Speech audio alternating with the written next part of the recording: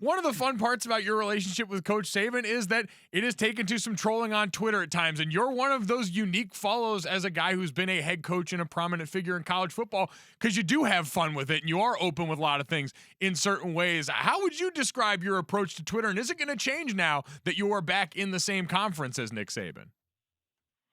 Well, I don't do it because I wake up wanting to say, okay, hey, I want to do Twitter every day. This is something that fan bases love, and more important than that, recruits and recruits' families love. I mean, there's not a day in recruiting walking into a house and a mom, or a sister or the kid says, hey, I follow you on Twitter. I love what you do. It's so funny. Like and a lot of them will say, we didn't know where FAU was until we started following you on Twitter. So our president down there was all about, I think, our out-of-state applications went up like 40-some% the first year we were there. And like he said, the only thing you do is change the head football coach. So there was a method behind the madness. So it wasn't just being out there to be out there.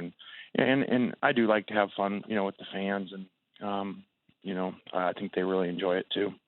What was the experience like down there in Boca? Because it seemed like such a great fit because it was after the Alabama job and everything, going back and, as you said, kind of getting to hit a reset and rebuild a little bit. What was your fondest memory from being down in Boca?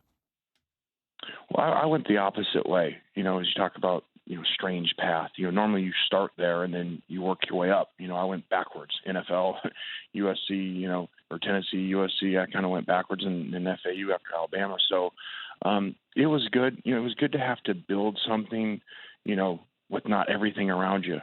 When you get these jobs, you got a million people you can hire, endless resources. You go there, you got to do some stuff, find ways to every single way you can to make a program better. And so once you go there, which I think I've always said, like Urban Meyer starting somewhere smaller, then you take that to the bigger stage and work that way and try to find every single way to win. Now with those resources, now you can really build a championship program. I'm glad you mentioned going backwards because we've sort of had fun at times calling your career the Benjamin Button of coaching careers. Sort of went the opposite way that it mostly goes. But you're now there at Ole Miss, and you have a quarterback in John Rhys Plumlee, who is a dual threat quarterback. What do you think you can do with him this year? And is this the wave of the future? We see what's going on with Lamar Jackson. We saw Kyler Murray be the number one overall pick. So where are we and how these quarterbacks are going to be perceived going forward? Well, this is definitely the direction we're going. And I think this is one of the only times that NFL's catching up with college. Usually over the years, schematics, you're always wanting to go to the NFL to learn, and then it trickles down to college. This is the other way around.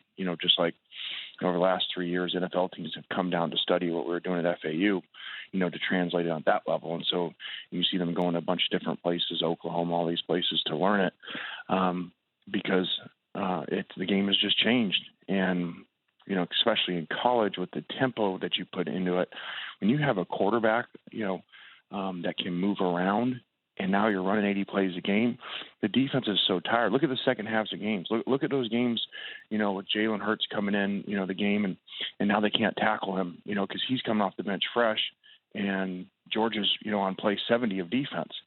When the quarterback's always the fresh one at the end, even when he's the starter playing, because half the snaps you just hand the ball off. So that guy's fresh then when everybody else is tired. So when you look at these elite running quarterbacks, look at what they do in the fourth quarter against teams.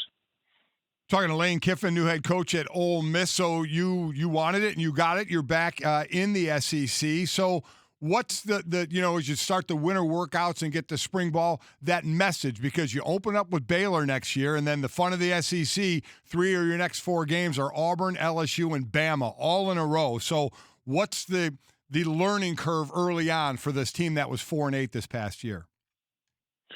Well, gee, I hadn't seen that schedule yet. I didn't know. Sorry about that. Early. Sorry. Yeah. Baylor, and then Southeast Missouri, and then Auburn, LSU, Alabama. Yeah. So, welcome back to the SEC. You're right, especially this side of it. So the message really was just, the other day in the team meeting that competition's open. Doesn't matter what you've done before, 5-star, 0-star. We're going to play the best players. That's our job to win here. And so we're going to go sign great elite players to come in to try to take your job. So spring's a huge opportunity for the guys that are here. And as we looked at this and looked at other jobs, this is a very good roster. Obviously, we need to improve in some areas, but there's a lot of really good young talent, especially on offense here, which was a big part of our decision. Lane, mentioning offense, and we've referenced your time at Alabama. I think of all the plays on the side, like the Blake Sims years, of you with the touchdown sign up before the ball had even thrown because you'd seen the things that had started to happen there. You've been one of the better minds in college football for a while now. When you walk into a team meeting room, every year different, how do you go about starting and building that offense from the ground up? Since we see there are so many innovations in college football now, what is your building block when you're going into each offseason of how am I going to start the offense this year? Well, I think that you always want to work to your personnel, and I hope you saw that at Alabama in the 3 different years. 3 very different quarterbacks in 3 SEC championships, and we had 3 SEC Offensive Players of the Year, all 3 years there, in all 3 different positions. So you got to work to what you have. And probably the stat I'm most proud of it, in the last 6 years, between Alabama and FAU, won 5 conference championships with 5 different quarterbacks. So, I think that shows, in my opinion, that you need to build around what you have and not say this is what we do no matter what. Well, we'll see how it all plays out. And listen, I wish you all the best, except for week 1 next year against Baylor for obvious reasons, Lane.